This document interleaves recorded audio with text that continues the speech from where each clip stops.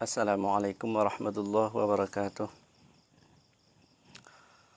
A'udzubillahi minasyaitonirrajim. Bismillahirrahmanirrahim. Alhamdulillahi rabbil alamin. Wassalatu wassalamu ala asyrafil anbiya'i wal mursalin wa ala alihi wa sahbihi ajma'in. Allahumma faqihna fid din wa 'allimna at-ta'wil waftah 'alaina futuhal 'arifin. Waj'al a'malana khalisatan liwajhikal karim. Allahumma azillana bizillika yawma la zilla illa zilluka amin ya rabbal alamin. Rabbi syrah li sadri wa yassir li amri wahlul 'uqdatam min lisani yafqahu qawli. Rabbana zidna ilman nafi'a warzuqna fahman sahiha. Amin ya rabbal alamin. Allahumma arinal haqqa haqqa warzuqna ittiba'ah wa arinal batila batila warzuqna ijtinabah. Rabbi syrah li sadri wa yassir li amri wahlul 'uqdatam min lisani yafqahu qawli. Ayyuhal walad. Nah, syarah ayyuhal walad. Nah, ayyuhal walad.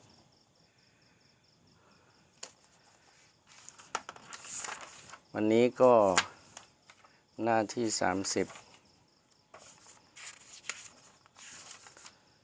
หน้าที่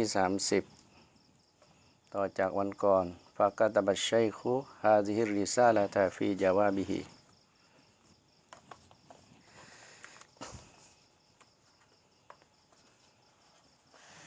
قال المصنف رحمه الله تعالى نفعنا الله بعلومه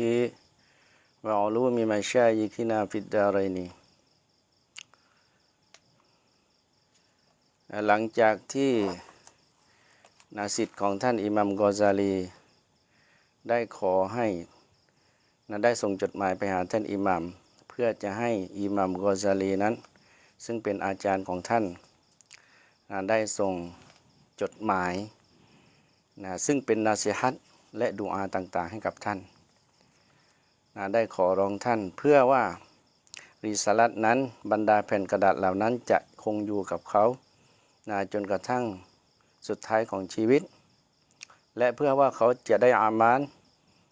ด้วยนาซีฮัตและดุอาที่อยู่ในบรรดาแผ่นกระดาษเหล่านั้นจนกระทั่งว่า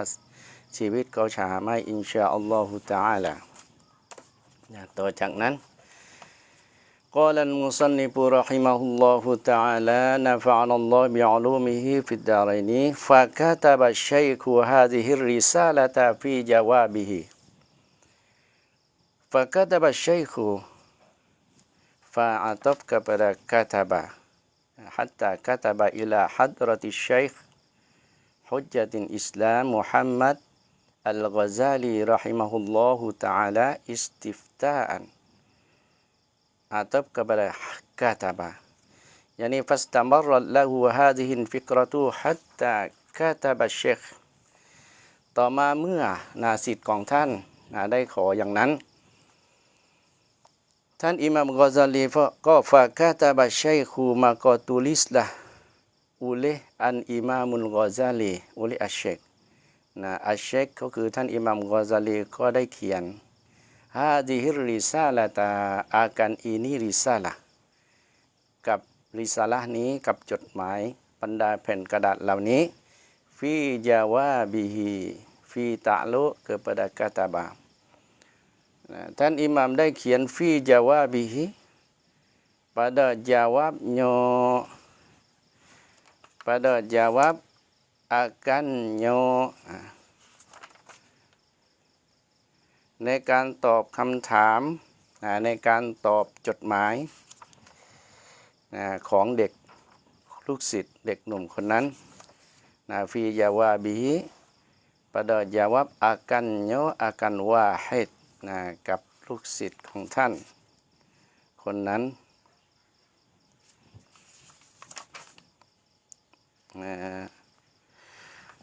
hi raja kepada wahidan ก็คือลูกศิษย์ของท่านคนนั้นท ท่านก็ตอบกลับไปโดยที่ในบรรดาแผ่นกระดาษเหล่านั้นก็คือเขียนนาซีฮัตและดุอา ท่านเขียนว่าอันนี้ก็คือเป็นคำที่ท่านอิหม่ามกอซาลีได้เขียนให้กับลูกศิษย์ของท่านนะบิสมิลลาฮิรเราะห์มานิรเราะฮีม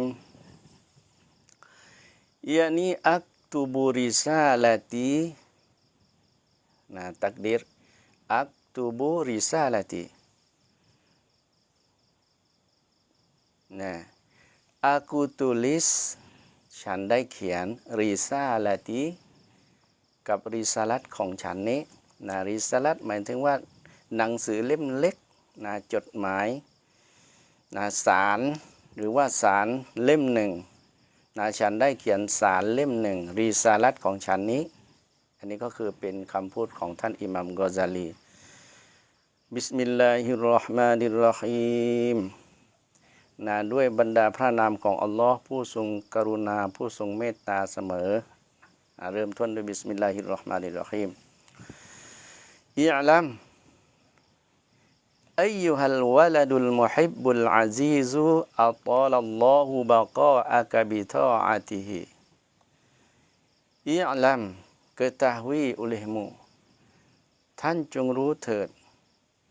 อัยยูฮัลวะลาดูท่านจงรู้เถิดโอ้ลูกรักอัยยูฮัลวะลาดูอันนี้ก็คือท่านอิหม่ามกอซาลีใช้คำว่าอัลวะลัดแสดงถึงความใกล้ชิดเรียกสิทธิ์ของท่านว่าลูกรักเหมือนลูกเพราะว่าจริงๆแล้วในสิทธิ์นั้นมีความใกล้ชิดเหมือนกับลูกเองหรือว่ายิ่งกว่าลูกเองใช่อีกท่านจึงใช้คำว่าอัยยูฮันวะลาดูทีนี้อัยยูฮันวะลัดนี่อิอลัมนี้ฟาอิลอิอลัมก็คือมุสตาติรตักดีอันตาทีนี้อัยยูฮันวะลัดjadi tafsir daripada dhamir mustatir antaอัยยูฮันวะลาดูเขาเรียกว่าขยายความจากดอมิรมุสตาติรที่มันซ่อนอยู่ในอิอลัมก็คืออันตาท่านจงรู้เถิดใครท่านขยายความจากคำว่าอันตาแต่อัยยูฮัลวะลาดูท่านก็คือโอ้ลูกรักอันวะละลูกรักก็คือลูกศิษย์ของท่านนั่นแหละที่ขอให้ท่านนั้นตอบจดหมายหรือว่าเขียนนาซีฮัตดุอาให้กับเขานั้นอัลวะลัดอัลมุฮิบบุอัลมุฮิบบุมันมีในนุสขะของ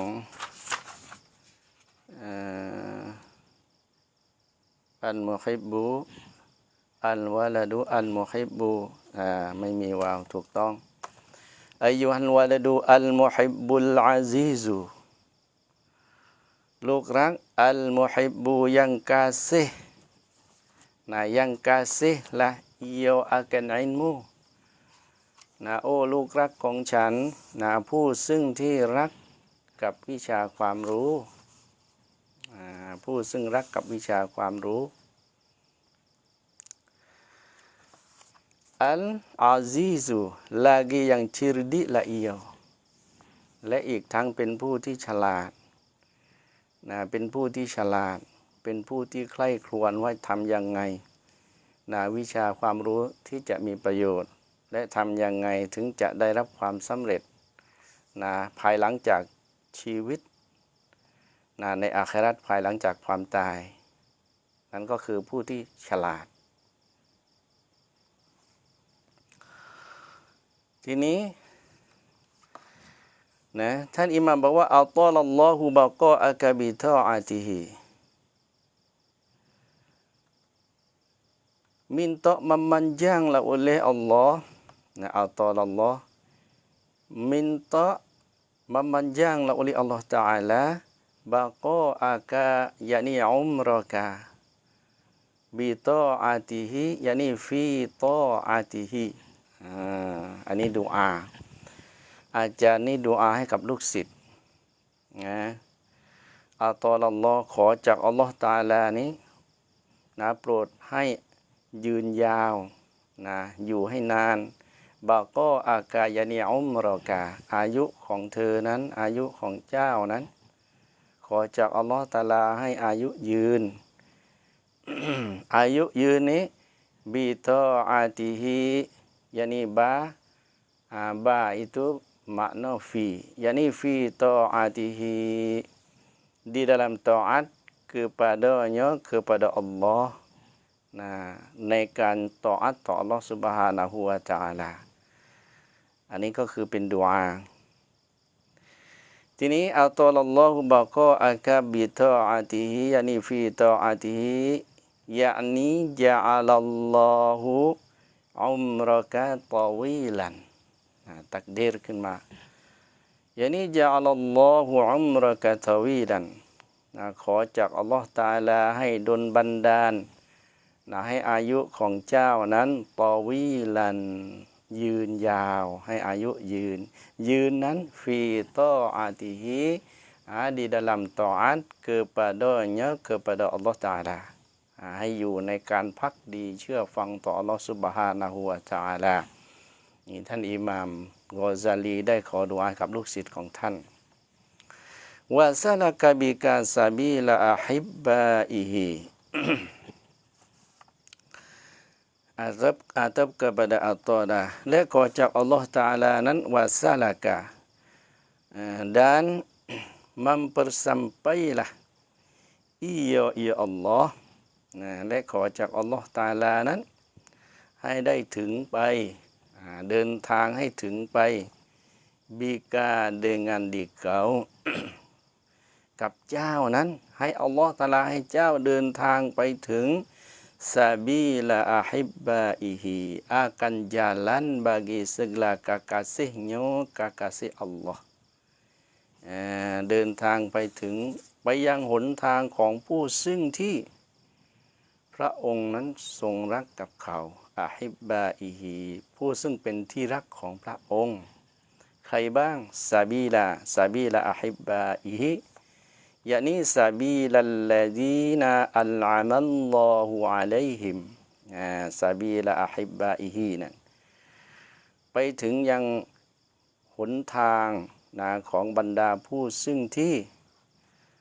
พระองค์อัลลอฮฺซุบฮานะฮูวะตะอาลาทรงรักเขาก็คือใครซาบิลัลลซีนะyakni sabilal ladzina an'amallahu 'alaihim ก็คือหนทางของบรรดาผู้ซึ่งที่อัลอามัลลอฮุ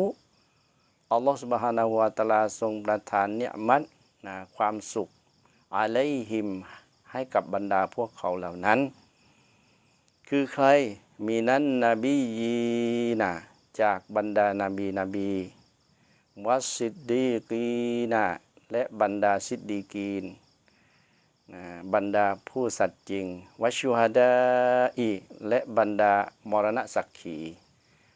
ผู้ที่เสียชีวิตในหนทางของอัลลอฮฺซุบฮานะฮูวะตะอาลาเขาเรียกชูฮาดะผู้ที่ตายชะฮีดก็คือมรณะสักขีวัสซอดิฮีนและบรรดาคนที่ดีๆทั้งหลายขอจากอัลลอฮฺตะอาลาให้ท่านนั้นก็คือเดินสู่แนวทางของบรรดาผู้ที่พระองค์ทรงรักเขาเหล่านั้น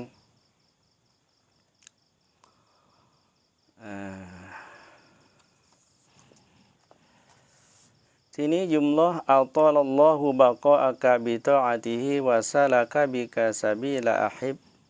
บบาอิฮิยุมลอนั้นทั้งหมดเขาเรียกว่าจากอัลตอลัลลอฮุบะกออากาบิตออาติฮิวะซาลากะบิกาซาบิลาอะฮิบบาอิฮิทั้งหมดเขาเรียกยุมลอมุอ์ตะริดะห์ยุมลอที่มันอยู่กลางมันขวางอยู่ระหว่างอันตรอฟีเอนdan มัฟอูลฟีเอนก็คือยะลัมทีนี้มัฟอูลของยะลัมก็คืออันนะมันชูรันนะซีฮะตี อันนี้ยุมล้ออยู่ระหว่างนั้นนะเรียกว่ายุมล้อมุตาริดอนะเขาเรียกว่ายุมล้อมุตาริดอ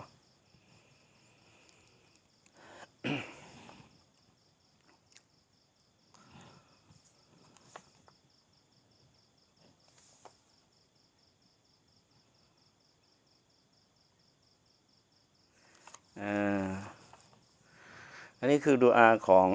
นะท่านอิหม่ามกอซาลีให้กับลูกศิษย์ของท่านแล้วว่าขอให้อัลลอฮฺตะอาลาให้อายุยืนนะจะได้ต่ออัลลอฮฺตะอาลาและให้เดินสู่แนวทางนะผู้ที่อัลลอฮฺซุบฮานะฮูวะตะอาลาทรงรักก็คือบรรดานบีและซิดดีกีและชูฮดาและซอลิฮีนทีนี้อิอลัมนะ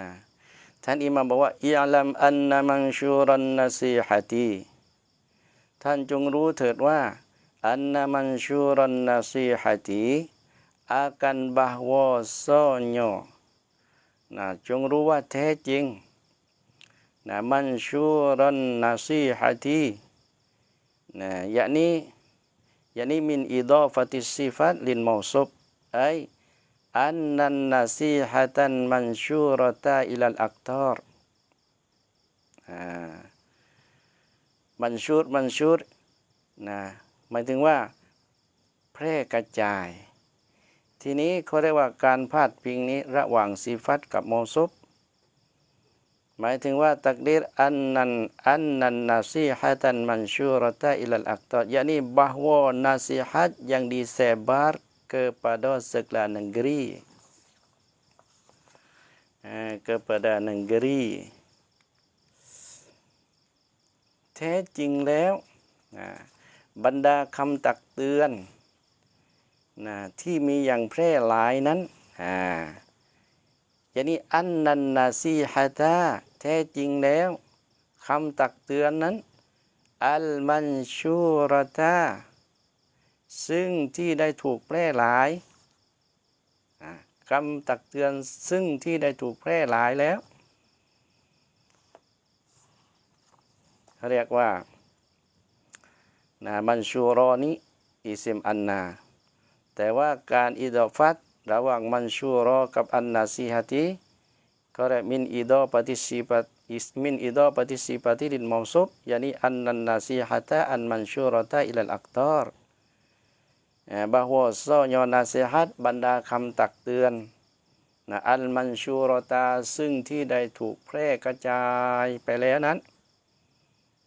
อิลัลอักตารไปยังบรรดาเมืองต่างๆยุกตะบูมิมมะดินิริซาลติอะลัยฮิสศอลาตุวัสสลามมันชูรออิสมุอันนายุกตะบูมิมมะดินิริซาลายุกตะบูขอบัตอันนาคำตักเตือนซึ่งที่มันได้แพร่หลายไปแล้วทั้งหมดนั้นยุกตะบูมิมมะดินิริซาลติอะลัยฮิสศอลาตุวัสสลามdituliskan akan dia akan nasihatได้ถูกเขียนแล้วได้ถูกบันทึกมิมมะดินิริซาลาติ daripada มะดินมะดินเขาเรียกว่าtempat อะไรเขาเรียกภาษาไทยก็คือเป็นแหล่งอัญมณีมะดิน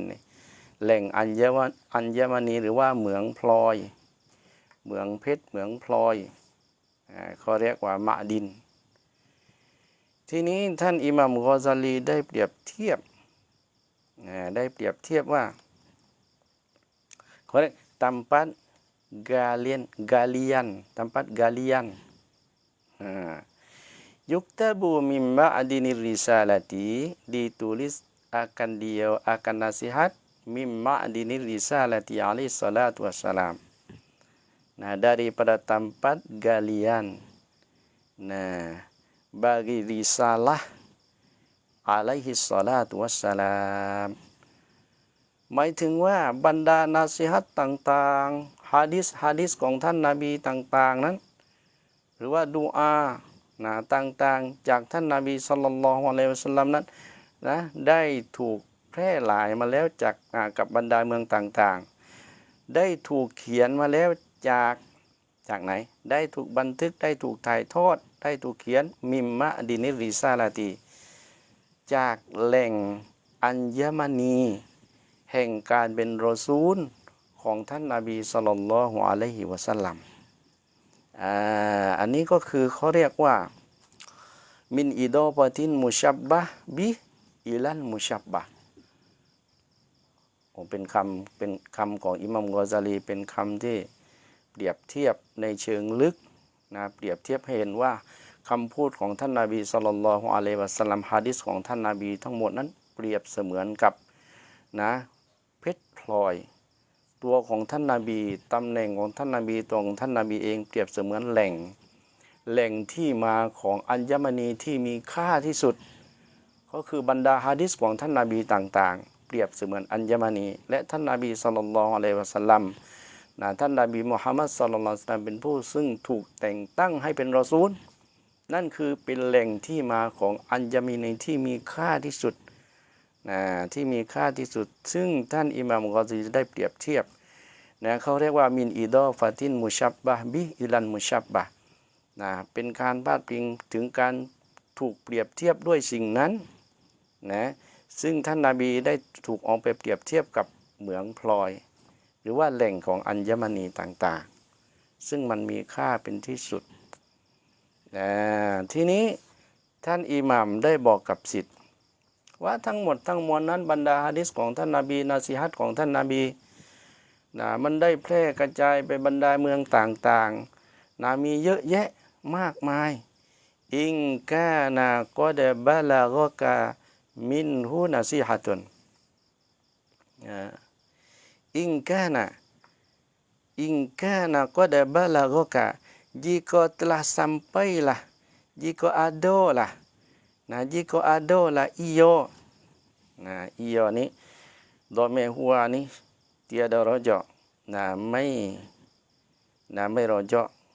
jadi kana sya'niyah isim kana sya' dhamir sya' in kana qad balaghaka jika adalah iyo qad balaghaka sungguhnya telah sampailah akan dikau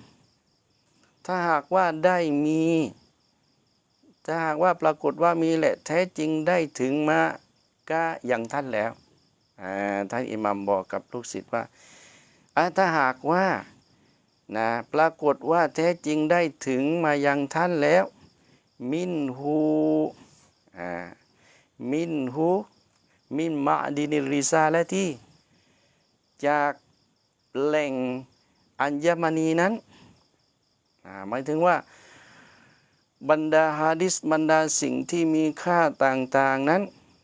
จากนาซีฮัตของท่านนบีศ็อลลัลลอฮุอะลัยฮิวะซัลลัมจากดุอาทั้งหมดทั้งมวลนั้นจากนั้นนาซีฮัตุน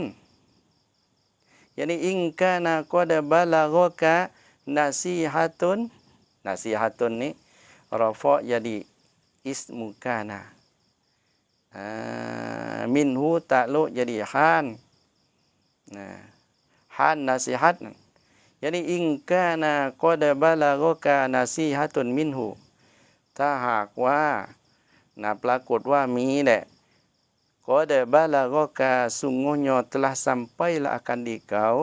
แท้จริงได้ถึงมายังท่านแล้วอะไรถึงมานาซีฮัตุนฟาอินบาลาโกoleh nasihat โดยคำตักเตือนต่างๆมาถึงแล้วก็คือคำตักเตือนของท่านนบีศ็อลลัลลอฮุอะลัยฮิวะซัลลัมจากบรรดาหะดีษต่างๆนั้นkeadaan nasihat itu kainatan minhu adalah ia nasihat มีและนasihatนั้นมินหูมิมมะดินิริซาลาตีจากแหล่งอัญมณีต่างๆถ้าหากว่ามันได้มาถึงท่านแล้วโอ้ลูกรักฟะอัยยุฮาญะติลละกะฟีนาซีฮะตีเราตักดิรตรงนี้ก็คือฟะอัยยุฮาญะติลละกะฟีนาซีฮะตีla hajata laka fi nasihati fa ayyu hayatin laka maka yang manakah มาก็ยังมาโนก็เพราะฉะนั้นอันใดเล่าจะมีความจำเป็นอันใดเล่าฟะอัยยุฮายะตินดังนั้นจะมีความจำเป็นอันใดแล้วลากาบากีอังเกาสำหรับท่านนั้นสำหรับเจ้านั้นฟีนาซีฮาตีpada nasihat aku ไม่จำเป็นแล้วท่านอิหม่ามกอซาลีบอกว่าในเมื่อบรรดานาซีฮัตของนบีศ็อลลัลลอฮุอะลัยฮิวะซัลลัมมันได้ถูกแพร่กระจายไปเยอะแยะมากมายท่านก็ได้เรียนท่านก็ได้ศึกษาท่านก็ได้รู้จากหะดีษของท่านนบีนั้นซึ่งเปรียบเสมือนกับแหล่งอัญมณีที่มีค่าฉะนั้นถ้าหากว่าสิ่งนั้นนาซีฮัตนั้นมันไปถึงท่านแล้วนะฉะนั้นท่านจะยังจำเป็นจะยังต้องการอีกหรือฟีนาซีฮะตีในคำนาซีฮัตของฉันนี่แสดงว่าท่านอิมบอกว่าไม่จำเป็นแล้วเพราะอะไรเพราะหะดีษของท่านนบีนาซีฮัตของท่านนบีมากมายแล้วไปถึงอย่างท่านฉะนั้นนาซีฮัตของฉันไม่จำเป็นแล้วนี่ก็คืออาจารย์บอกกับลูกศิษย์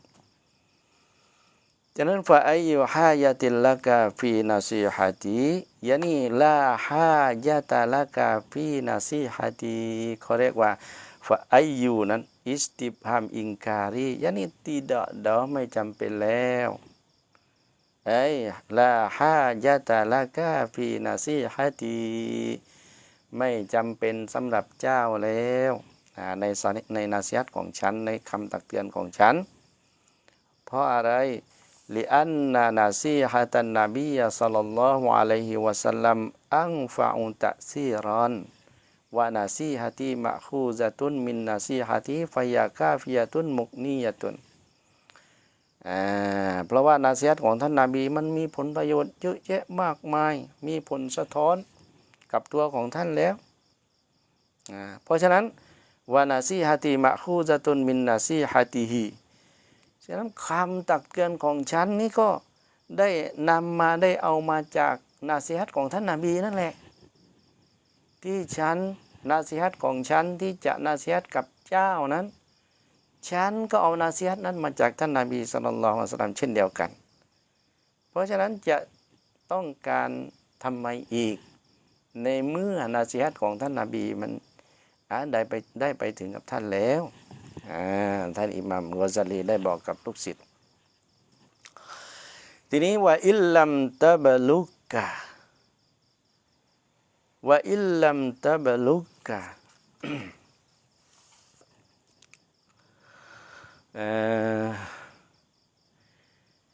dan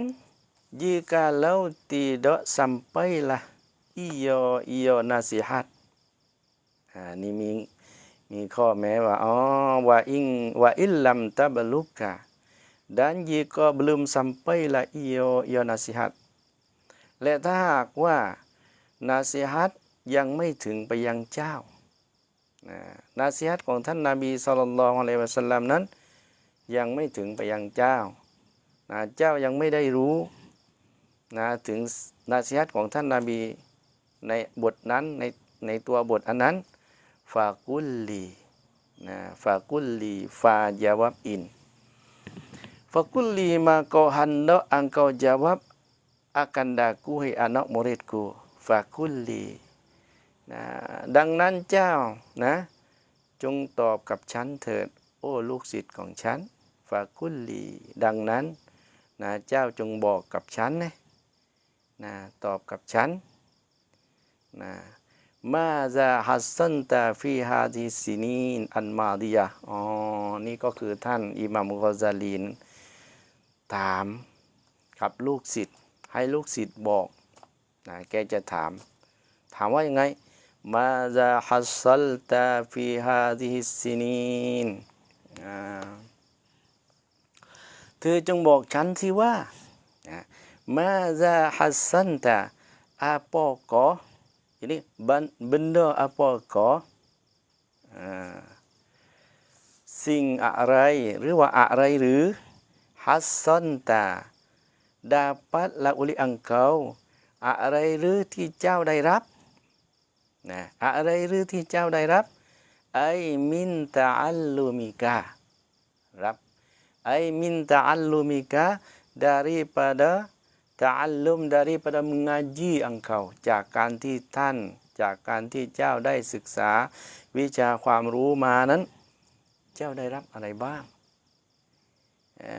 เจ้าได้รับอะไรฟีฮาดิซินีน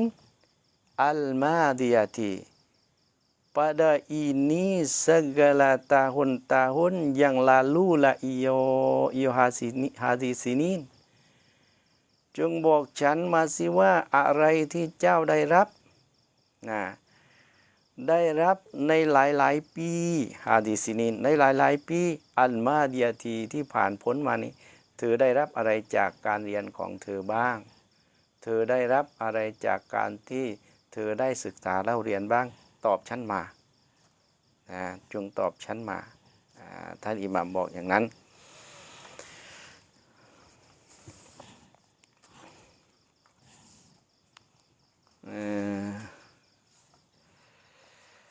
อันนี้ก็คือเป็นการสนทนา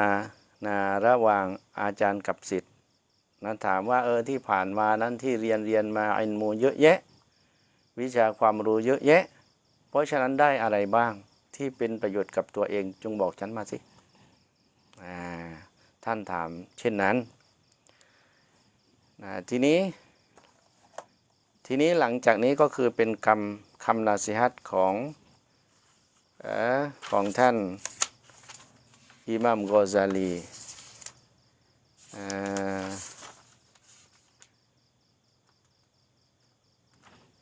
อัยยูฮัลวะลาดูนะอัลวักตุฮุวะอัลฮายาตุหัวข้อหัวเรื่องก็คืออัลวักตุฮุวัลฮายาตุbermula masa itu waktu หรือว่าเวลานั้นหัวyaitu anak waktu al hayatu kehidupan เวลานั้นก็คือชีวิตอัน hayatu kehidupan ก็คือชีวิตอันนี้ก็คือชาเราะห์ได้นำมาทำเป็นหัวข้อก็คืออัลวักตุฮุวัลฮายาตุเวลาคือชีวิตอันนี้ก็คือคำของท่านอิหม่ามอัยยูฮัลวะลาดูเริ่มคำนาซีฮัตของท่านอิหม่ามกอซาลีอัยยูฮัลวะลาดูโอ้ลูกรักยะนี้อัยยูฮันมูรีดูอัลมุชับบะฮูบินวะลาดีอัยยูฮันวะลาดูยะนี้อัยยูฮันมูรีดูโอ้ผู้ซึ่งที่ต้องการเดินไปยังอัลลอฮฺซุบฮานะฮูวะตะอาลาอัลมุชับบะฮูบินวะลาดีมุริดอานะมุริดผู้ที่เดินไปยังอัลลอฮฺซุบฮานะฮูวะตะอาลาหรือว่าเป็นศิษย์ของท่านอิหม่ามซึ่งอัลมุริดนั้นอัลมุชับบะฮูซึ่งที่ได้ถูกเปรียบเทียบบินวะลาดีเปรียบเทียบด้วยกับลูกเปรียบเสมือนลูกศิษย์ก็คือลูกโอ้ลูกรักอย่างนี้ว่าให้อานะคูโอ้ลูกของฉันโอ้ลูกรักของฉันท่านอิหม่ามบอกว่ามินจุมลาติมานาซอฮาบิฮิรอซูลุลลอฮ์ศ็อลลัลลอฮุอะลัยฮิวะซัลลัมอุมมะตะฮูกอลูฮูอะลามะตุอิอรอดิลลาฮิอานิลอับดีอิชติฆาลุฮูบิมาลายะนีฮิมินจุมลาติตะลุยะดีคอบามุกอดดัมคอบาที่อยู่หน้าอาลามะตุอิอรอดิลลาฮิอานิลอับดีอาลามะตุมุบตะดามุอัคคอรยะนีอาลามะตุอิอรอดิลลาฮิอานิลอับดีนี่ก็คือเป็นคำพูดของท่านนบีศ็อลลัลลอฮุอะลัยฮิวะซัลลัม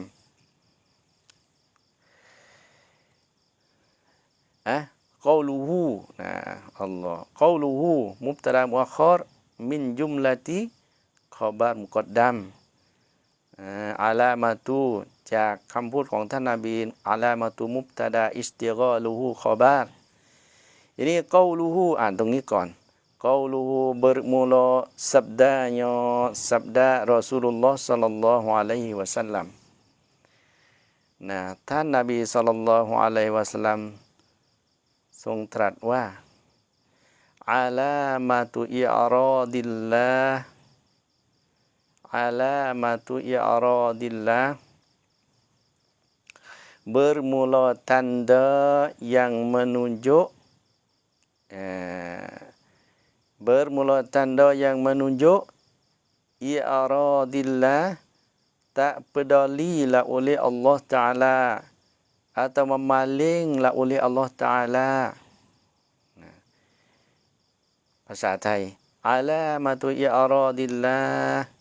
สัญญาณอาลามัตตันดาหรือว่าสัญญาณที่อัลลอฮฺ Subhanahu wa Ta'ala นั้นอิอรอดอัลลอฮฺ Ta'ala ไม่เหลียวแลสัญญาณที่ว่าอัลลอฮฺ Subhanahu wa Ta'ala ไม่สนใจไม่เหลียวแลกับใครอานิลอับดีdaripada hamba ไม่เหลียวแลต่อบ่าวคำว่าอิอรอดคืออะไรอัลมุรอดูบินอิอรอดดีนะมุรอดเดือนอิอรอดคำว่าอัลลอฮฺตะอาลาไม่เหลียวแลอัลลอฮฺตะอาลาตะปะดอลีอัลลอฮฺตะอาลาไม่สนใจไม่เอาใจใส่กับคนนั้นยะนีฮัวอาดามุรเราะห์มะตีวะอาดามุสติจาบิดดะอวะตีบินอิอรอด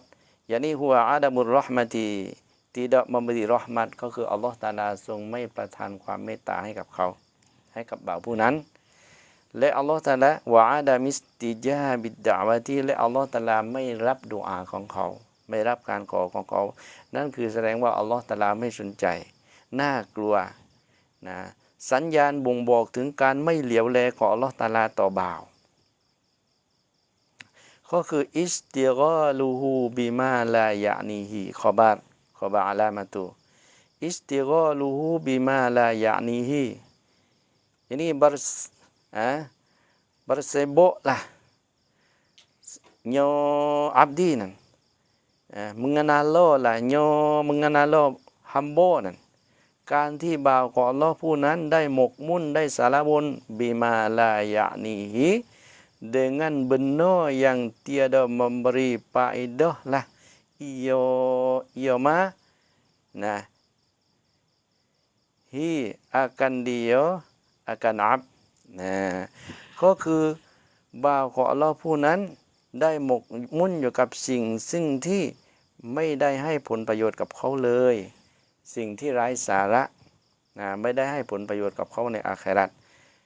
แสดงว่าบ่าวของอัลเลาะห์ผู้หนึ่งผู้ใดเขาหมกมุ่นสารวนอยู่กับสิ่งซึ่งที่ไร้สาระสิ่งที่ไม่ทำผลประโยชน์ให้กับเขาในอาคิเราะห์นั่นสัญญาณบ่งบอกว่าอัลลอฮฺซุบฮานะฮูวะตะอาลานั้นก็คือไม่เหลียวแลต่อบ่าวผู้นั้นนะมินยุมละติมานะซอฮาบิฮิรอซูลุลลอฮ์ศ็อลลัลลอฮุอะลัยฮิวะซัลลัมกอลูฮูศ็อลลัลลอฮุอะลัยฮิวะซัลลัมคำพูดของท่านนบีนี้มินยุมละตินะมินยุมละติadalah setengah daripada perhimpunan นั่นก็คือเป็นส่วนหนึ่งนะจากบรรดาจำนวนของมานาซอฮาบีฮีจากจำนวนของมานาซอฮาbarang yang nasihat lah bihi bima นั่นก็คือส่วนหนึ่งจากจำนวนถึงสิ่งหรือว่าคำพูดของท่านนบีอย่างนาซอฮาอย่างมัมบรีนาเซฮัตละบิฮีบิมาซึ่งที่ได้ทำการตักเตือนด้วยคำพูดนั้นรอซูลุลลอฮ์ศ็อลลัลลอฮุอะลัยฮิวะซัลลัมโดยท่านนบีศ็อลลัลลอฮุอะลัยฮิวะซัลลัมอุมมะตะฮูมัฟอูลของนาซอฮาที่ท่านรอซูลุลลอฮ์ศ็อลลัลลอฮุอะลัยฮิวะซัลลัมได้ตักเตือนได้นาซีฮัตอุมมะตะฮูakan ummahnya ummah Rasulullah sallallahu alaihi wasallam ได้ตักเตือนให้กับบรรดาประชาชาติของท่านนี่ก็คือเป็นส่วนหนึ่งก็คือท่านนบีได้ตักเตือนว่าสัญญาณบ่งบอกถึงว่าอัลลอฮฺซุบฮานะฮูวะตะอาลาไม่เหลียวแลเขาไม่รับดุอาเขาไม่ประทานเราะห์มัตให้กับเขาให้กับบ่าวผู้นั้นก็คือหมายถึงว่าบ่าวผู้นั้นได้หมกมุ่นได้สารวนอยู่กับสิ่งซึ่งที่ไร้สาระ นั่นคือสัญญาณบ่งบอก อันนี้คือเป็นคำพูดนะของท่านอิหม่ามกอซาลีซึ่งยกจากจำนวนหะดีษของท่านนบีศ็อลลัลลอฮุอะลัยฮิวะซัลลัมนะมาบอกให้กับลูกศิษย์ของท่านและยังมีอีกว่าอันนี้ก็คือส่วนหนึ่งจากนาซีฮัตของท่านนบีศ็อลลัลลอฮุอะลัยฮิวะซัลลัมก็คือมินจุมละติมานะซอฮาบิฮิรอซูลุลลอฮ์ศ็อลลัลลอฮุอะลัยฮิวะซัลลัมว่าอินนัมมรอันซะฮะบัสซาอะตุนมินอุมุริฮินะว่าอินนัมมรอัน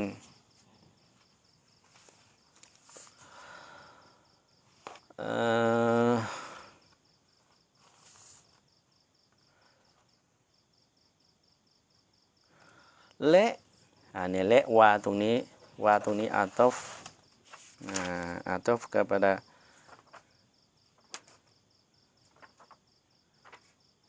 alamatu i'rad คำพูดของท่านนบีศ็อลลัลลอฮุอะลัยฮิวะซัลลัมส่วนหนึ่งก็คืออินนัมรอันซะฮาบัตซาอะตุมมินอุมุริฮิฟีฆอยริมาคุลิกะละฮู sesungguhnya แท้จริงอิมรออัน seseorang itu แท้จริงคนหนึ่งนั้นแท้จริงบุคคลคนหนึ่งนั้นซะฮาบัสซาอะตุนhabis lah ซะฮาบัตก็คือหมดไปhilang lah สูญสิ้นไปหรือว่า habis lah หมดไปซาอะตุนoleh satu masa โดยเวลาหนึ่งเวลาหนึ่งอย่างนี้คำว่าซาอะตุนก็คือซาอะตุนกอลีละตุนเวลาซึ่งที่นิดเดียวของบุคคลผู้หนึ่งนั้นมันได้หมดไปเวลานั้นมินอุมริฮิ daripada mil umurihi daripada masa daripada umurnya จากอายุของเขานั้นมันได้หมดไปเวลาซึ่งที่นิดเดียวจากจำนวนอายุเวลาอายุของเขานั้นหมดไปฟีตะลุซะฮาบัตหมดไปฟีฆอยริมาคุลิกะละฮูyani fi bimakna lam ini li ghairi ma khuliqa lahu untuk lain daripada barang yang dijadikan baginya แท้จริงอายุของคนหนึ่งนั้นได้หมดไปกับสิ่งที่เขาไม่ได้ถูกสร้างมาเพื่อสิ่งนั้นมินอุมุริฮิฟีฆอยริมาคุลิกะละฮู yani li ghairi ma khuliqa lahu untuk lain เพื่อสิ่งอื่นมาคุลิกอลาหูจากสิ่งซึ่งที่ได้ถูกสร้างdijadikan lahu baginya bagi ma ให้แก่สิ่งนั้นอะไรสิ่งนั้นหมดไปกับสิ่งซึ่งที่ไม่ได้ถูกสร้างมาเพื่อสิ่งนั้นคำว่าสิ่งที่ถูกสร้างมายังสิ่งนั้นก็คืออิบาดัตแสดงว่าชีวิตหรือว่าเวลาอายุของผู้หนึ่งนั้นได้หมดไปกับสิ่งซึ่งที่ไม่ได้ถูกสร้างมาเพื่อสิ่งนั้นอัลลอฮ์สร้างมาเพื่อสิ่งไหนเพื่ออิบาดัตแต่เขาไม่ได้หมดไปกับอิบาดัตกับอัลลอฮ์ซุบฮานะฮูวะตะอาลาเพราะอายุของเราเพราะคนหนึ่งอัลลอฮ์ตะอาลาสร้างมาเพื่ออิบาดัตต่อพระองค์ว่ามาคอละกอตุนจินวันอินซะอิลลาลิยะบุดูนแต่เขาไม่ได้หมดไปกับอิบาดัตจริงๆแล้วก็ถูกสร้างมาเพื่ออิบาดัตต่ออัลเลาะห์ตะอาลาแต่เวลาของเขาเพียงน้อยนิดอายุของเขาไม่ได้ถูกหมดไปในสิ่งที่อัลเลาะห์สร้างมาเพื่อสิ่งนั้นก็คือเพื่ออิบาดัตต่อพระองค์อัลเลาะห์ซุบฮานะฮูวะตะอาลาคนหนึ่งอยู่แต่ละวันหมดไปกับการทำงานบางคนหมดไปกับภารกิจอื่นๆโดยที่ว่าไม่ได้นึกถึงอัลเลาะห์ซุบฮานะฮูวะตะอาลาเลยทั้งที่อายุของเขาตัวของเขาอัลลอฮ์สร้างมาเพื่ออะไรเพื่ออิบาดัตต่ออัลลอฮ์ซุบฮานะฮูวะตะอาลาเขาอยู่เพียงเพื่อหาสิ่งที่ว่าสร้างความสุขให้เขาในดุนยาเขาปฏิบัติเขาทำสิ่งต่างๆก็คือไม่ได้เพื่อสิ่งที่อัลลอฮ์ตะอาลาสร้างมาเพื่อสิ่งนั้นไม่ได้เพื่ออิบาดัตต่ออัลลอฮ์ซุบฮานะฮูวะตะอาลาไม่ได้เพื่อมะริฟัตไม่ได้เพื่อการรู้จักการรู้แจ้งเห็นจริงต่ออัลเลาะห์ซุบฮานะฮูวะตะอาลานี่คือคำตักเตือนของท่านนบีลาจาดีรุนอันตะตูลาอะลัยฮิฮัสรตุฮู Nah, sungguhnya la jadirun sungguhnya patutlah. Nah, ก็แท้จริงลามอิบติดาแท้จริงญาดีรนปาตุละสมควรแล้วนะสมควรแล้วอันตะตูละอะลัยฮิฮัสรตุฮูในเมื่อเขาใช้ชีวิตอย่างนั้นนะแต่ละวันไม่ได้ชูกรอัลลอฮฺตะอาลาเลยไม่ได้กล่าวคำว่าอัลลอฮฺสักคำหนึ่งเลยแต่ละวันไม่ได้นึกถึงอัลลอฮฺตะอาลาเลยนะไม่ได้ทำในสิ่งที่อัลลอฮฺตะอาลาใช้ให้ทำเลยนะไม่ได้ทำในสิ่งที่อัลลอฮฺสร้างมาเพื่อสิ่งนั้นเลยลาจาดีรนก็แท้จริงสมควรแล้วแหละอันตะตูละอะลัยฮิฮัสรตุฮูสมควรoleh berpanjangan alaihi ala imra'an alaihi ala imra'in สมควรแล้วที่จะยืนยาวที่จะนานอะลัยฮิบนตัวของเขาบนตัวบุคคลนั้นฮัสรอตุฮูอุลิสุซันยอสุซันอิมรออันสมควรแล้วที่เขาจะต้องประสบพบเจอกับความเสียใจไปตลอดกาลแต่ตุลาหมายถึงว่าความนานได้เจอความนานจะประสบกับเขานั้นฮัสรอตุฮูอุลิสุซันยอสุซันอิมรออันโดยความเศร้าเสียใจในอาคิเราะห์เขาจะต้องพบจะต้องเจอนะอาบาดันอาบาดาไม่มีที่สิ้นสุดนะเพราะอะไรเพราะเขามาอยู่ในโลกดุนยานี้ผิดเป้าหมายเพื่อรู้จักกับอัลลอฮฺซุบฮานะฮูวะตะอาลาเป้าหมายเพื่อว่าเขานะอิบาดัตต่ออัลลอฮฺซุบฮานะฮูวะตะอาลาแต่เขานะไม่ได้มาเพื่อสิ่งนั้นฉะนั้นท่านนบีบอกว่าลาจาดีรุนอันตะทุลาอะลัยฮิฮัสรตุฮูก็สมควรแล้วที่เขาจะต้องประสบนะพบเจอกับความเสียใจไปอย่างยาวนานอย่างตลอดกาลนะนะอูซุบิลลาฮิมินซาลิกนะขอจากอัลลอฮฺซุบฮานะฮูวะตะอาลานะขอพระองค์นี้ก็คือทรงอย่านะให้พวกเราทั้งหลายก็คืออยู่ในจำนวนพวกเหล่านี้นะขอจากอัลลอฮฺซุบฮานะฮูวะตะอาลาให้เราอยู่ในจำนวนนะผู้ที่พระองค์นะทรงเมตตาก็คือมินันนบียินวัสซิดดีกีนวัชชูฮดาวัสซอลิฮีนอันนั้นก็คือคำตักเตือนที่สองนะซึ่งท่านอิหมัมกอซาลีได้เอามาจากหะดีษนะของท่านนบีศ็อลลัลลอฮุอะลัยฮิวะซัลลัมและอีกส่วนหนึ่งนะท่านอิหม่ามก็เอามาจากหะดีษของท่านนบีศ็อลลัลลอฮุอะลัยฮิวะซัลลัมบอกว่าวะมันยาวะซันอัรบะอีนะนี่ท่านนบีศ็อลลัลลอฮุอะลัยฮิวะซัลลัมบอกมันยาวะซันอัรบะอีนะbarang siapa melampauilah ia man ผู้หนึ่งผู้ใดก็ตามได้ล่วงเลยไปแล้วบุคคลหนึ่งบุคคลใดก็ตามยาวาซายังmelampauilah ia man ซึ่งได้ล่วงเลยไปแล้วอัลอาร์บะอีนาอัน30 tahun 40 ปีyakni min umrihi arba'in yakni min umrihi ล่วงเลยไปแล้วอายุ40 ปี40 ปีขึ้น40 ปี41 ปีล่วงไปแล้วเลย40ไปแล้ววะลัมยักลิบค่อยรูฮูวะลัมยักลิบค่อยรูฮูวัลฮานวะวุลฮานวัลฮานลัมยักลิบ belum lagi menang lahนะยังไม่ชนะยังไม่ชนะkhairuhu oleh kebajikanมันความดียังไม่ชนะหมายถึงว่าความดียังน้อย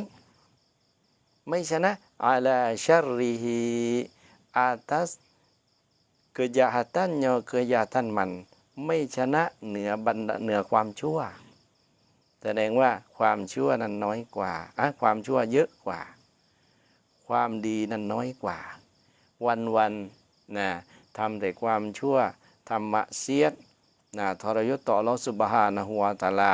ความดีไม่ได้เห็นเห็นแต่ความชั่วเยอะกว่าวะลัมยักลิบไครูฮุอะลาชัรริฮิ ความดีไม่ได้ชนะเหนือความชั่วท่านนบีบอกว่าคนแบบนี้คนแบบนี้ฟัลยะตะยะฮัซอิลันนารฟัลยะตะยะฮัซอิลันนารท่านนบีบอกว่ามาโกฮันเดาะkesiapanlah iyoมันดังนั้นเขานั้นจงเตรียมบุคคลนั้นจงเตรียมถ้าเมื่อหนึ่งเมื่อใดอายุ40อัพ40เลยไปแล้วแต่ว่ายังทำความชั่วเยอะอยู่จงเตรียมตัวเลยอิลันนาร์kepada nerakaจงเตรียมตัวลงสู่นรกของอัลลอฮฺซุบฮานะฮูวะตะอาลาอย่างนี้ นบีบอกนั้นเพื่อต้องการที่จะบอกให้รู้ว่าบุคคลดังกล่าวนั้นกำลังเสาะแสวงหาสาเหตุซึ่งที่นำตัวของเขาไปสู่นรกของอัลเลาะห์ซุบฮานะฮูวะตะอาลากำลังเตรียมสู่นรกของอัลเลาะห์ซุบฮานะฮูวะตะอาลานี่คือคำนาซีฮัต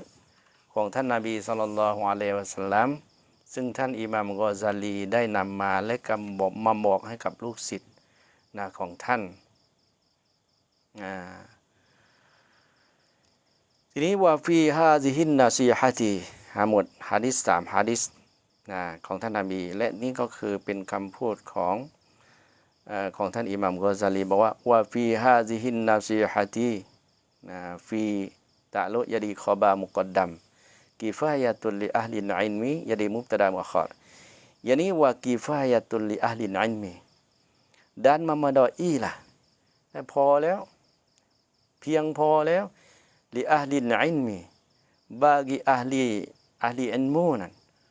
พอเพียงแล้วสำหรับผู้ที่มีวิชาความรู้อะไร li ahli ilmi yani allazina ya'maluna bi ilmihi ahli ilmi จริงๆก็คือ allazina ya'maluna bi ilmihiก็คือบรรดาผู้ซึ่งที่เขาได้อามันได้ปฏิบัติบิอินมิฮิมdengan ilmu mereka ituเขาเรียนรู้เขาได้ปฏิบัติในความรู้ของเขาไม่ว่าจะเป็นอิลมุอุซูลุดดีนอิลมุตัสวุฟอิลมุนฟิกเขาปฏิบัติตามความรู้ของเขาเรียกอัลลาดีนยะมาลูนบิอินมิฮิมอุลามะซึ่งที่ปฏิบัติตามความรู้ที่เขาได้เรียนรู้มาซีฟัตที่ไม่ดีซีฟัตซึ่งที่ทำให้อัลลอฮฺซุบฮานะฮูวะตะอาลาและรอซูลรังเกียจไม่มีนั่นก็คืออุลามะอุลามะจริงๆก็คืออัลลาดีนยะมาลูนบิอิลมิฮิมท่านอิหม่ามกอซาลีบอกว่ากิฟายะตุลลิอะฮลิลอิลมีพอเพียงนั่นแหละเพียงพอแล้วสำหรับผู้ที่มีวิชาความรู้หมายถึงว่าบรรดาผู้ซึ่งที่อามันด้วยอิลมูของเขาฟีฮาซิฮินนาซีฮะตียานีซาบิตุนฟีฮาซิฮินนาซีฮะตีพอเพียงแล้วในการที่เขานั้นได้รับรู้ถึงนาซีฮัตอันนี้และเอานาซีฮัตอันนี้ไปปฏิบัติจากการที่ท่านนบีศ็อลลัลลอฮุอะลัยฮิวะซัลลัมได้บอกมาถึง3หะดีษด้วยกันก็คือ1ก็คือเครื่องหมายหรือว่าสัญญาณบ่งบอกถึงว่าอัลลอฮฺตะอาลานั้นไม่ให้เราะห์มัตอัลลอฮฺตะอาลาไม่รับดุอาของบ่าวคนหนึ่งก็คือบ่าวผู้นั้นหมกมุ่นอยู่กับสิ่งที่ไร้สาระอันที่สองก็คืออายุของผู้หนึ่งนั้นหมดไปโดยที่เขาไม่ได้ทำในสิ่งที่เขาอัลลอฮฺตะอาลาสร้างเขาเพื่อสิ่งนั้นแสดงว่าเขาน้อยในการทำอิบาดะห์ต่ออัลลอฮฺซุบฮานะฮูวะตะอาลาไม่มีจงเตรียมเหมาะสมแล้วที่บุคคลนั้นจะได้รับความเสียใจอย่างยืนยาวตลอดกาลและหะดีษที่3บุคคลซึ่งที่อายุล่วงเลย40ปีขึ้นไปแล้วแต่ความชั่วยังเหนือความดีอยู่ทำความชั่วมากดังนั้นท่านนบีบอกว่าจงเตรียมเขาจงเตรียมไปสู่นรกของอัลเลาะห์ซุบฮานะฮูวะตะอาลา ก็ขอจากอัลลอฮฺซุบฮานะฮูวะตะอาลานะให้สิ่งเหล่านี้นะทั้งคนอ่านนะได้ปฏิบัติในสิ่งที่อ่านในสิ่งที่บอก และทั้งผู้ฟังก็คือได้ปฏิบัติในสิ่งที่ฟัง เพราะถ้าว่าคนที่สอนนะไม่ปฏิบัตินะอัลลอฮฺซุบฮานะฮูวะตะอาลาจะนะลงโทษหนักสำหรับผู้ที่บอกคนอื่นแต่ไม่ปฏิบัติ เพราะฉะนั้นสิ่งเหล่านี้นะก็คือเราจะได้ผลประโยชน์ด้วยการที่เรานำไปปฏิบัติ และขอจากอัลลอฮฺซุบฮานะฮูวะตะอาลาให้อิลมูของเราวิชาความรู้ของเรานี้ให้เป็นผลประโยชน์กับเราทั้งดุนยาและอาคิเราะห์อามีนยารับบลอาลามีนบิสมิลลาฮิรเราะห์มานิรเราะฮีมอัลฮัมดุลิลลาฮิร็อบบิลอาลามีนوالصلاة والسلام على سيدنا محمد وعلى آله وصحبه أجمعين اللهم إنا نعوذ بك من علم لا ينفع وقلب لا يخشع وعمل لا يرفع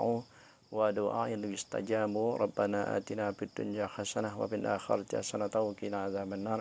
وصلى الله على سيدنا محمد وعلى آله وصحبه وسلم الحمد لله رب العالمين